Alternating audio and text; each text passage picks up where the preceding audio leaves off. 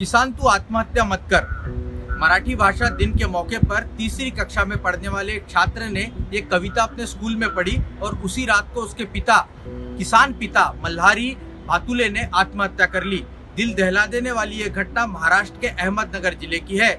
लेकिन सवाल ये है कि उद्धव ठाकरे की सरकार ने जब किसानों की कर्ज माफी का ऐलान किया है तो महाराष्ट्र में किसानों की आत्महत्या का सिलसिला क्यों नहीं थम रहा है?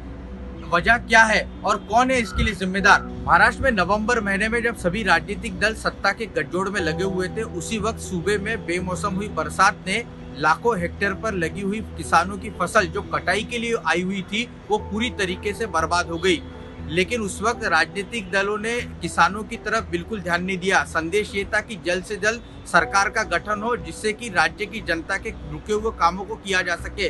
फिर भले ही विरोधी विचारों की पार्टियों को अगर एक साथ आना हो तो भी कोई हर्ज नहीं। तो इसी संदेश के साथ जो है सरकार का गठन जो है उसकी प्रक्रिया में राजनीतिक दल जो है वो लगे हुए थे और खास तौर से किसानों का जिस तरह से नुकसान हुआ था उसकी और ये राजनीतिक दल ध्यान देंगे ये सभी को उम्मीद थी। हालत इतनी गंभीर थी कि अक्टूबर-नवंबर 2019 में करीबन 300 किसानों ने मौत को गले लगा लिया। किसानों की गंभीर हालत को देखते हुए उद्धव ठाकरे सरकार ने भी किसानों को इस संकट से बाहर निकालने का फैसला किया और राज्य में महात्मा ज्योतिराव फुले किसान कर्ज माफी योजना का ऐलान किया। उद्धव ठाकरे की सरकार ने साफ तौर पर कहा कि किसानों का 2 लाख रुपए तक का कर्ज जो है वो सरकार माफ करेगी।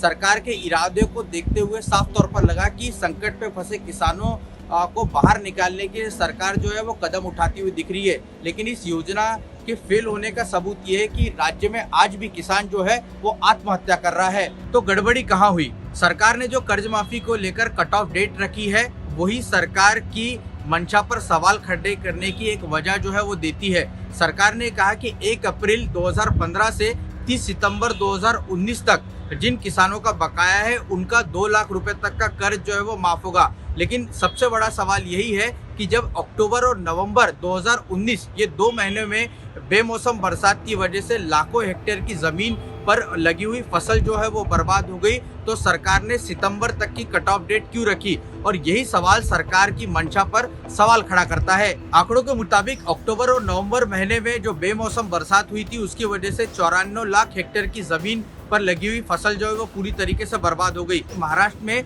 फिलहाल किसान संकट पे फंसा हुआ है और आत्महत्या करने का सिलसिला जो है किसानों का वो अब भी जारी है। अहमदनगर जिले के पाथर्डी के मल्हारी भातुसे ने मौत को गले केवल इसलिए लगा लिया क्योंकि उनके पास महीने में जो कर्ज की रकम बकाया रकम बैंक में भरी जाती है उसके पैसे नहीं थे। जानकारी के मुताबिक मल्हारी कपास की खेती किया करते थे। खेती के अलावा उनकी बहन की शादी के लिए भी उन्होंने बैंक से कर्ज लिया हुआ था। सरकार ने कर्ज माफी करके भले ही किसान को राहत देने की कोशिश की हो लेकिन एक तरफ सरकार की लेट लतीफी की वजह से प्याज किसानों को जो नुकसान हुआ है उसकी भरपाई कौन करेगा? यानी किसान जो प्याज उत्पादक किसान है वो फिर एक बार दुष्चक्र में फंसता हुआ दिख रहा है।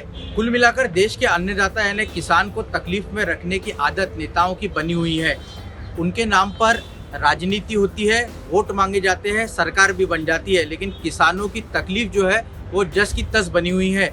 यही वजह है कि तीसरी क्लास में पढ़ने वाले एक छात्र ने किसान तू आत्महत्या मत कर ये कविता पढ़ी, लेकिन विडंबना देखिए कि उसी के पिता ने कर्ज की वजह से मौत को गले लगा लिया।